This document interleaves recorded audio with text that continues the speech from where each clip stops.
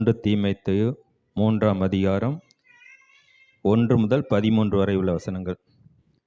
கண்காணிப்பை விரும்புகிறவன் நல்ல வேலையை விரும்புகிறான், இது உண்மையான வார்த்தை.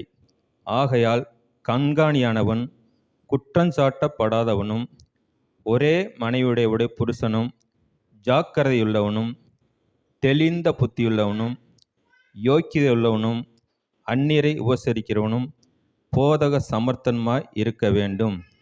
அவன் மதுவான பிரியனும் அடிக்கிறவனும் இழிவான ஆதாயத்தை இச்சிக்கிறவனுமாய் இராமல் பொறுமையுள்ளவனும் சண்டை பண்ணாதவனும் பண ஆசை இல்லாதவனுமாய் இருந்து தன் சொந்த குடும்பத்தை நன்றாய் நடத்துகிறவனும் தன் பிள்ளைகளை சகல நல்லொழுக்கமுள்ளவர்களாக கீழ்ப்படிய பண்ணுகிறவனுமாய் இருக்க வேண்டும். ஒருவன் தன் சொந்த குடும்பத்தை நடத்த அறியாதிருந்தால் தேவனுடைய சபையை எப்படி விசாரிப்பான்? அவன் இருமாப்படைந்து பிசாசு அடைந்த ஆக்கினையிலே விழாதபடிக்கு நூதன சீசனாக இருக்கக்கூடாது. அவன் நிந்தனையிலும் பிசாசின் கண்ணியிலும் விழாதபடிக்கு புறம்பானவர்களால் நற்சாட்சி பெற்றவனுமாய் இருக்க வேண்டும். அந்தப்படியே உதவிக்காரரும் இருநாக்குள்ளவர்களாயும் மதுவான பிரியராயும் இழிவான ஆதாயத்தை இச்சிக்கிறவர்களாயும் இராமல் நல்லொழுக்கம் உள்ளவர்களாயும் விசுவாசத்தின் இரகசியத்தை சுத்த மனசாட்சியை காத்துக்கொள்வருமாய் இருக்க வேண்டும்.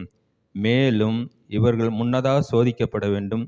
குற்றஞ்சாட்டப்படாதவர்களால் உதவிக்காரராக ஊழியம் செய்யலாம்.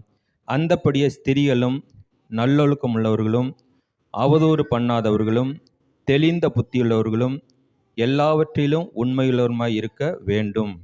மேலும் உதவிக்காரரானவர்கள் ஒரே மனைவியுடைய புருஷருமாய் தங்கள் பிள்ளைகளையும் சொந்த குடும்பங்களையும் நன்றாய் நடத்துகிறவர்களுமாய் இருக்க வேண்டும்.